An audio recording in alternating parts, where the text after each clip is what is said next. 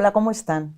Estamos ante una nueva conversación sobre educación y vamos a hablar de un tema que considerábamos importante. Es la figura del profesor del siglo XXI, ¿no? ¿Qué habilidades ha de tener un profesor? ¿Qué competencias? ¿Qué formación científica para poder afrontar los retos que nos pide la sociedad actual? Vamos a hablar del día a día de las aulas, pero también de la formación inicial, de las competencias que adquieren en las facultades estos futuros profesores. Y lo vamos a hacer de la mano de dos excelentes profesionales. Tenemos con nosotros a Julián Roa, que es decano de la Facultad de Educación de UDIMA y autor de varias publicaciones y de cuentos. A mí me encantan los cuentos de Julián Roa. Y también vamos a contar tenemos aquí a Victoria Hortelano, que es vicedecana del Colegio Oficial de Docentes y también directora de formación en la Fundación Estudio. Vamos a empezar por el principio, Julián. Vamos a empezar por los cientos, los miles de profesores, de alumnos que quieren llegar a ser profesores y que ingresan en las facultades de Magisterio, Educación Infantil y Primaria, incluso que realizan el máster de Educación Secundaria que habilita para el ejercicio profesional. ¿Qué les mueve a estudiar estos grados? ¿Realmente tienen una idea real de lo que es ejercer la profesión, Julián? Bueno, pues te agradezco la pregunta, gracias por la invitación para participar en este diálogo y bueno, pues recogiendo un poco tu pregunta, lo primero que tendríamos es que diferenciar, ¿no?, entre quizá el grado de magisterio, el grado infantil, de primaria, ¿no?, son momentos distintos, y el máster de secundaria. Cuando hablamos un poco de ese perfil de ingreso, de esa persona que viene, con qué expectativas, si tiene realmente o no la profesión en la cabeza, yo creo que los maestros en general, los estudiantes de grado, sí tienen muy clara esa idea. Puede ser su primera carrera, puede ser un primer contacto con la educación, puede ser una persona que, como en alguna ocasión hemos comentado, pues bueno, ha sido madre, padre recientemente y se interesa por ese mundo educativo. Y sí que es verdad que tienen una expectativa y una visión de la educación más clara, quizá. En el caso del máster de secundaria es un poquito distinto, porque es verdad que de un tiempo a esta parte, pues el máster de secundaria también se ha convertido en una segunda profesión para mucha gente. Y en ese sentido, pues sí que es verdad que cuando un arquitecto, un ingeniero, un biólogo, un historiador se une a la profesión, ¿no?, y lo hace además a una edad más madura, pues en ocasiones quizá no tiene tan claro, tiene un recuerdo más difuso de lo que fue su etapa de estudiante, que quizá no se ajusta tanto a la realidad. Entonces quizá yo haría esa primera distinción, ¿no?, entre el estudiante de magisterio y el estudiante de máster. Pero bueno, yo creo que en general el debate educativo está muy presente y la mayoría de los estudiantes pues tienen claro un poco qué es educar y por qué quieren dedicarse. La educación ha ganado en importancia también, ¿no? Pero bueno, hecha esa distinción, que creo que es importante, yo diría que, bueno, yo estoy muy satisfecho con los estudiantes que vienen. Victoria, una pregunta muy, muy difícil. ¿En qué consiste la labor docente?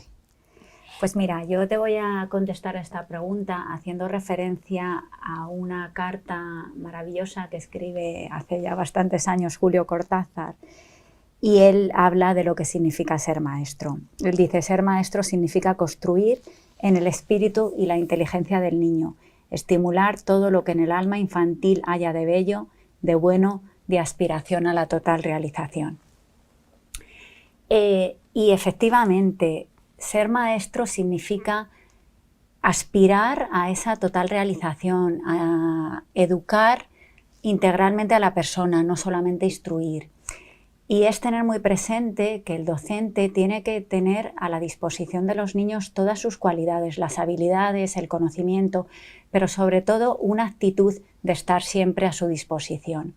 Y en este sentido, el docente del siglo XXI, que es el docente del que hablamos en esta conversación, ha adquirido ya un conocimiento pedagógico del contenido, pero además tiene muy presente que tiene que estar siempre en este servicio que digo del alumno, pero también tiene un gran humanismo, es decir, que entiende a los alumnos desde una actitud vital que integra valores humanos.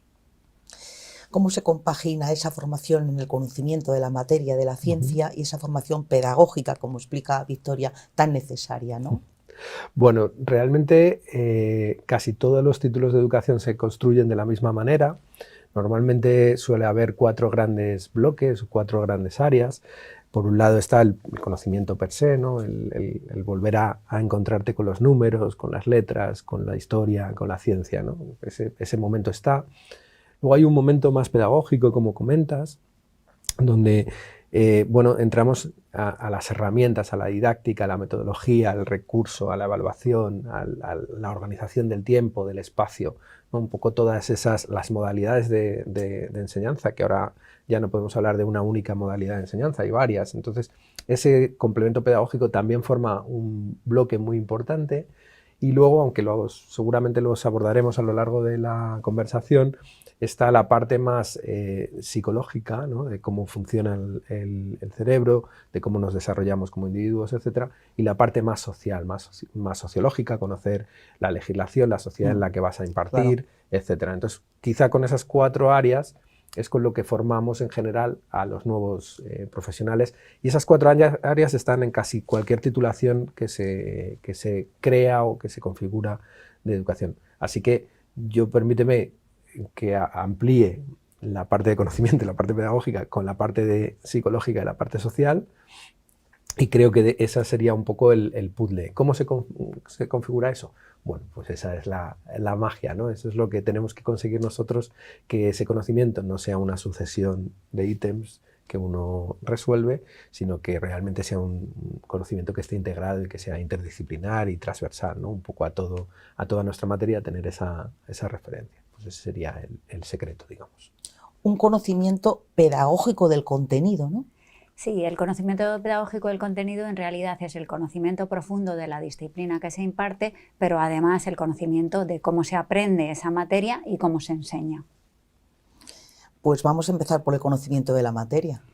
Pues bueno, pues empezando por algo muy básico, es que no podemos enseñar aquello que no conocemos. Entonces el docente tiene que conocer en gran profundidad aquello que enseña.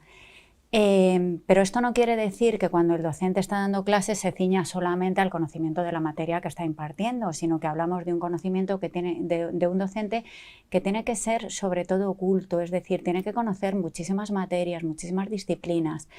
Un docente que es capaz de llevar distintos temas a sus clases y lograr que los alumnos hagan asociaciones y hagan inferencias entre todos los aprendizajes que están haciendo de las distintas materias que cursan. Entonces, es importantísimo tener presente que el docente no solo conoce su disciplina, sino que conoce cómo se aprende, cómo se enseña, y tiene una actitud de aprendizaje continuo a lo largo de toda su carrera profesional, porque lo que sería una incoherencia es que nosotros pidiésemos a los alumnos que estuviesen aprendiendo todo el tiempo y que nosotros pensásemos que ya lo sabemos todos y que no tenemos nada que aprender. Profesores cultos, en definitiva. Pues te hago otra pregunta difícil. ¿Qué significa ser culto, Victoria? Pues como es una pregunta difícil, yo vuelvo a Julio Cortázar en esta maravillosa carta que él escribe a los futuros maestros, porque lo explica mucho mejor que yo, ¿no? Él dice: ser culto significa atender al mismo tiempo a todos los valores y no meramente a los intelectuales. Emocionarse con una música o un cuadro, o descubrir el íntimo secreto de un verso o de un niño. La actitud integralmente humana, sin mutilaciones, que resulta de un largo estudio y de una amplia visión de la realidad. Así tiene que ser el maestro. Por tanto, una persona culta no solamente es una persona que ha adquirido muchísimo conocimiento, sino que tiene esta actitud de aprendizaje ante la vida y que sabe que tiene que atender a la educación integral de los alumnos. Julián, ¿y qué mecanismos se ponen en marcha para el aprendizaje de cada una de las etapas educativas? ¿Qué mecanismos se activan en una persona? Bueno, en realidad, bueno, voy a retomar un poquito el hilo, ¿no?, de lo que estábamos hablando. Yo creo que el mecanismo fundamental es el amor por el conocimiento. Ese es el mecanismo clave para que el conocimiento se produzca. Con ese mecanismo activo es muy importante que se establezca una relación entre el docente y el estudiante en el que ambos estén dispuestos a aprender el uno del otro, en el que el estudiante reconozca al docente por un lado como esa persona más experta que tú, más sabia, con más trayectoria de vida, que te va a acompañar en ese descubrimiento, y que el docente reconozca en el alumno pues esas ganas de aprender que tuvo en algún momento, esa ilusión, ese descubrir el mundo, ¿no? Porque, como decía mi compañera, ¿no? Pues en este caso el docente tiene que estar redescubriendo todo el rato tanto su conocimiento como cómo percibe ese conocimiento el alumno con el que está, ¿no? Entonces, esos serían quizá los dos grandes mecanismos, ¿no? Partir de ese amor por el conocimiento y de esa intención de que vamos a hacer un esfuerzo compartido, de estudio compartido, ¿no? Que vamos a acercarnos a una realidad, a un cuadro, a un museo, a una poesía, desde esa visión amplia, ¿no? del asunto. Para mí ese sería el mecanismo fundamental para que se pueda aprender. Claro, porque el profesor tiene que saber cómo se aprende, ¿no, Victoria? Sí. Bueno, el profesor cuando empieza, ¿no? Un profesor recién llegado a la enseñanza, pues ya tiene una experiencia de cómo se aprende, ¿no? Porque ha sido aprendiz de esa materia. Ya. Sin embargo, tiene que tener presente que la manera en la que él aprendió no es necesariamente la manera en la que van a aprender sus alumnos, porque la realidad va a ser muy distinta a la realidad con la que él se encuentre. Y tampoco debería pensar que los métodos de enseñanza a los que él ha tenido acceso no son necesariamente los que él tiene que aplicar en ese aula, ¿no? Entonces, yo lo que creo es que el docente tiene que tener un gran conocimiento de cómo se aprende, y esto lo que significa es que tiene que saber sobre las etapas madurativas de los alumnos. Aunque yo creo que es importantísimo el tener en cuenta la atención a la diversidad, los procesos y los ritmos de aprendizaje individuales, pues también es importante tener claras nociones básicas de aprendizaje, como pueden ser que la edad idónea para la adquisición de la lectura y la escritura está en torno a los 6 y 7 años, que a partir de esta edad es cuando uno se hace consciente del uso del aprendizaje que ha hecho, y que no es hasta la adolescencia cuando ya podemos utilizar el aprendizaje de manera crítica o hacer transferencias del aprendizaje que hemos hecho a contextos más complejos. Este conocimiento del docente o esta toma de conciencia de cómo se produce este aprendizaje, pues es lo que le va a llevar a saber cómo tiene que enseñar. Y a tener éxito. Y a tener éxito, con sus claro. alumnos, claro. Y a que los alumnos tengan éxito, porque realmente lo importante es el éxito de los alumnos. Han cambiado las formas de enseñar. ¿Qué habilidades y qué metodologías ahora mismo está demostrado que son más efectivas a la hora de enseñar? Bueno, a ver, yo lo primero que diría es que es verdad que ha habido muchos cambios, pero que hay una cosa que permanece, ¿no? Y partiendo de lo que permanece, vamos a ir a los cambios, ¿no? Lo que permanece es esa situación en la que yo como docente tengo un currículo que impartir, que me viene dado, en muchas ocasiones no tengo mucho poder de decisión sobre eso, y tengo una clase con unas características, como decía mi compañera, pues de edad, de nivel social, incluso de cosas más mundanas, como que no es lo mismo estar a primera hora que a última, antes de educación física que después, si ha habido un conflicto antes o no lo ha habido, etcétera, familiar o en el aula, etcétera, ¿no? Entonces, eso no ha cambiado, eso sigue siendo igual y eso permanece en la profesión. Al final es una persona que tiene que poner en marcha una serie de elementos para que ese aprendizaje entre lo que yo tengo que impartir y la clase a la que lo tengo que impartir sea posible. Ahí es donde entramos en lo particular. ¿Qué es lo que ha cambiado? Bueno, pues quizá en el medio, en ese puente que se establece, yo uso mucho esa analogía, ¿no? Un puente por construir y es el docente el que lo rellena, pues podemos hablar de metodologías. Podemos hablar de organización de espacios, podemos hablar de recursos, podemos hablar de un tipo u otro de evaluación, ¿no? Tenemos como varios elementos, incluso como hablábamos antes de una modalidad o incluso hasta de un estado de ánimo, ¿no? Tanto del profesor como del alumno. Si vamos desgranando un poco esa parcela en metodologías, pues hay muchísimos estudios que hablan de ese papel activo del alumno y que bueno, pues puede ser un aprendizaje cooperativo, puede ser en un momento dado un aprendizaje basado en proyectos, en problemas. A veces tenemos unas metodologías más mediadas por la tecnología, como puede ser la gamificación, la clase invertida. A veces tenemos unas metodologías más orientadas también a la acción social, el aprendizaje-servicio. Yo en eso lo que sí que haría es huir de la píldora mágica, de esa metodología que lo arregla todo, que parece que es como algo que hemos buscado eternamente en educación, ¿no? Eso que lo va a arreglar todo, bueno, eso no existe. porque la clase está viva y es un ecosistema vivo, y porque el currículo también flexiona y porque los recursos se amplían, ¿no? Pero bueno, yo sí creo que el papel fundamental tiene que ser el del alumno, ¿no? Es el alumno el que tiene que poner El en protagonista. juego el protagonista, ¿no? Y luego, en las otras patas que tenemos, hombre, pues a mí me interesa mucho también todo lo que tiene que ver con la organización del espacio. El espacio nos dice muchas cosas. No es lo mismo tener mesas ancladas al suelo que no tenerlas. No es lo mismo tener un espacio más luminoso con luz natural que no tenerlo, etc. Yo creo que en el espacio se podría hacer muchas cosas. En los recursos, quizá, que es por donde va la pregunta, es lo que más ha cambiado, ¿no? Porque tenemos más acceso a recursos. Pero para mí esa parte es importante, pero menor, porque es un medio, no un fin. Entonces, bueno, pues si el medio me ayuda, fenomenal, ¿no?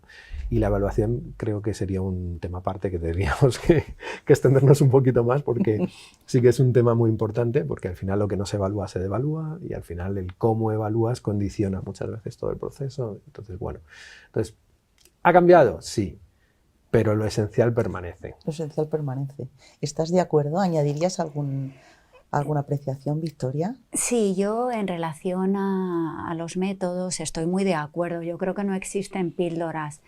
Yo creo que el docente, un docente de calidad, es aquel que conoce muy bien a sus alumnos, que es conocedor de distintos métodos, pero que sabe cuál tiene que utilizar en cada momento.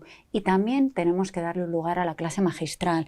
Es decir, no hay nada que no quepa dentro de la educación si el docente está seleccionando de todo ese bagaje que él tiene y desde su sentido ético aquello que tiene sentido en cada momento vital de la enseñanza. Entonces, un método per se no nos va a aportar calidad en la educación, pero ese docente con este sentido ético y con un conocimiento muy profundo de cuáles son las necesidades de sus alumnos y de los objetivos de aprendizaje que quiere conseguir, sí que realmente es la clave, ¿no?, del éxito, como decías antes, en este proceso de enseñanza y aprendizaje. Julián ha tocado de soslayo el tema de la tecnología, hablando de metodologías y demás. Tuvimos ya una conversación que les invito a que puedan visitar sobre el papel de la tecnología en las aulas. ¿Podríamos añadir algo más? Bueno, sobre esos riesgos, esas grandes ventajas. ¿Estamos ahí en un camino? Sí, a ver, yo creo que de la tecnología vamos a seguir hablando, bueno, casi permanentemente, ¿no? Porque la tecnología tiene una característica, y es que siempre nos atropella, ¿no? De alguna manera la tecnología no cesa de progresar, y eso nos obliga a replantear y reformular. Pero si tenemos muy clara la base, si tenemos muy clara la esencia de lo que hacemos, ponemos a la tecnología en su justo lugar. Y yo creo que eso sí que es muy importante. Y aquí, como decíamos hace un momento, ¿no?, y lo comentabas muy bien, el maestro es el que elige. Y esa elección es clave. Y el cómo elijas la metodología, el cómo elijas el recurso, el cómo elijas la tecnología más adecuada es fundamental. Entonces, yo sí que huiría de esas promesas falsas, de esas quimeras o de esos, bueno, a veces que tenemos, que depositamos en, bueno, pues vamos a dotar de ordenadores a todo el colegio y bueno, vale, y el ordenador llega y no soluciona nada, porque va a depender del uso que hagamos de él. Entonces, en ese sentido, la tecnología, pues quizá tiene muchos riesgos, fundamentalmente que genera expectativas muy altas y normalmente no las cumple, eso suele ser habitual. Tiene también un riesgo económico muy grande, porque la tecnología se queda obsoleta al cabo de un tiempo y te obliga a hacer una inversión periódica en tecnología casi sine die, y tiene muchas ventajas. Porque me aporta recursos, porque me aporta conocimiento, porque me permite acceder a otras culturas, porque me permite acceder a otras sociedades, porque me permite acceder a un premio Nobel y a una charla, porque me permite publicar, compartir, me abre totalmente las posibilidades. Entonces la tecnología tiene siempre ese doble valor. Si a mí me pidieran un consejo, y permítanme que no es un consejo sesgado, yo creo que la mejor inversión que puede hacer un centro educativo siempre es en el docente, no en la tecnología que acompaña al docente. Entonces, bueno, pues quizá yo en eso pues no estoy de moda, ¿no?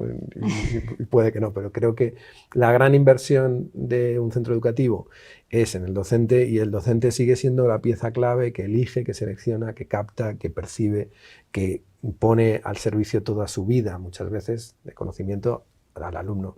Y eso la tecnología, pues bueno, pues sí está, pero si no está, pues el docente ya se encargará de buscar otra tecnología, ¿no? que le sirva. Entonces, bueno, yo lo diría así. Es decir, un maestro o una maestra que conozca muy bien los procesos de aprendizaje, Victoria. Sí, yo creo que... En el fondo es eso, ¿no? Se reduce a... Claro, el maestro tiene que conocer muy bien todos los procesos de aprendizaje, ¿no? Hablábamos antes de cómo se aprende, pero tiene que saber también cómo se enseña esa materia, ¿no? Y en relación a la tecnología, pues yo estoy totalmente de acuerdo con Julián, ¿no? Yo creo que es el maestro el que tiene que tomar esas decisiones y el que tiene que saber ¿para qué? ¿No? Se pregunta el por qué y el para qué. No tiene que trasladar sus intereses al aula, sino que tiene que saber cómo complementa la tecnología a esa labor pedagógica que le está haciendo. Entonces es fundamental que cualquier herramienta que el maestro tiene a su disposición esté al servicio de la pedagogía, ¿no? Entonces, en ese sentido, pues, ¿cómo se enseña? Pues sí, ese maestro tiene que saber cómo tiene que organizar todo el proceso de enseñanza-aprendizaje, y en este sentido es muy importante la secuenciación, ¿no?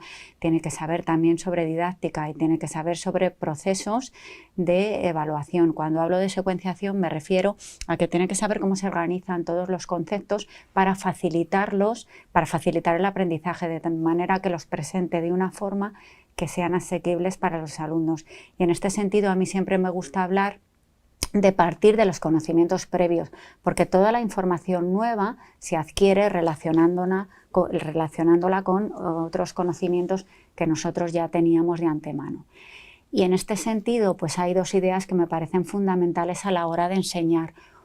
Por un lado es que hablamos de un maestro reflexivo, ¿no? Que se hace muchas preguntas y que él siempre está cuestionándose su práctica, ¿no? El por qué, el para qué, y está contemplando la evaluación no solamente como una ocasión para juzgar a los alumnos y ver en qué se han equivocado, sino como una oportunidad para autoevaluarse y reconducir el proceso de aprendizaje.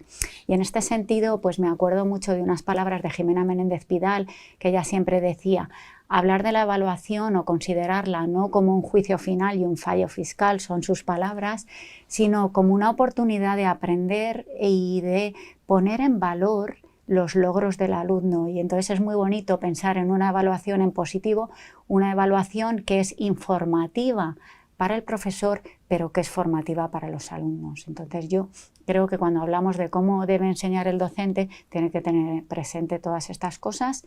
Y añado algo más: es ayudar a los alumnos a tomar conciencia de sus propios procesos de aprendizaje, porque al final lo que queremos lograr es que ellos aprendan a aprender, que sean autónomos en ese aprendizaje.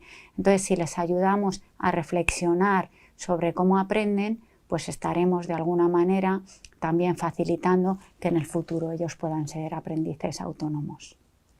Hermosas palabras. Julián, para cerrar esta conversación tan interesante, hablaremos de evaluación, ¿eh? Veo que tenemos que dedicar un tema a evaluación.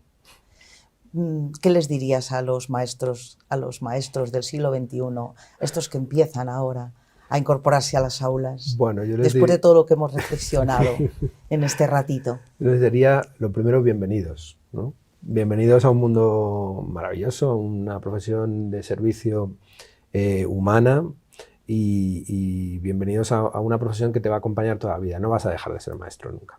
Eso que lo tengan claro. Y les diría que recuerden pues lo que nos han dicho a otros, ¿no? Que la vocación es muy importante, pero que no solamente la vocación es necesaria, que es muy importante dar ejemplo con tu propia actitud, que cuando un alumno te ve, que tú lees, que siempre llevas con un libro nuevo, que traes un artículo, que estás presente, que eso, cuando luego le pides que él haga eso mismo, pues va a ser mucho más eficaz. el predecir, el predicar con tu propio ejemplo, con tu propia conducta, con tu propia forma de ser, con tu propio análisis crítico de la realidad, etcétera, muy, muy importante. Y también le diría que, bueno, si quiere ser maestro, una parte muy importante, además de esa vocación de servicio, de dedicarte a los demás, es amar profundamente el conocimiento. Un maestro necesita, creo, Claro. que amar profundamente el conocimiento, el saber. Yo creo que es algo que nos diferencia a los seres humanos de muchas otras especies, ¿no? Es esa capacidad que tenemos por aprender, por curiosear, por seguir investigando. Y eso es infinito, es una cosa maravillosa. Si yo ahora me pusiera a hacer, yo qué sé, pesas en un gimnasio, que no es el caso, probablemente al transcurrir de los años vería muy limitada mi propia capacidad, mi propia experiencia, ¿no? Para poder seguir desarrollándome en ese sentido. Un maestro no tiene eso. Tiene una posición, mientras la cabeza esté bien, mientras las ganas estén bien, mientras esa actitud, mientras mantenga esa ilusión por enseñar a otros, va a poder desarrollarse eternamente, ¿no? Y hace muy poquito, y aunque no está ligado, hablábamos de la Universidad Mayores, ¿no? Pues qué importante, ¿no? Qué bonito sería una conversación también de todas esas etapas a lo largo de la vida que pueden llevarte incluso a seguir estudiando pues cuando uno se jubila, ¿no? Así que yo me quedaría con eso. En todo caso, se puede ser muy feliz siendo profe, ¿no? Muchísimo. Muy feliz. Muy feliz. Muy feliz. Espero que les haya gustado, les emplazamos para próximas conversaciones. Gracias, Victoria, Muchas gracias. por estar aquí. Gracias, Julián. Gracias. Y nos vemos pronto. Adiós a todos.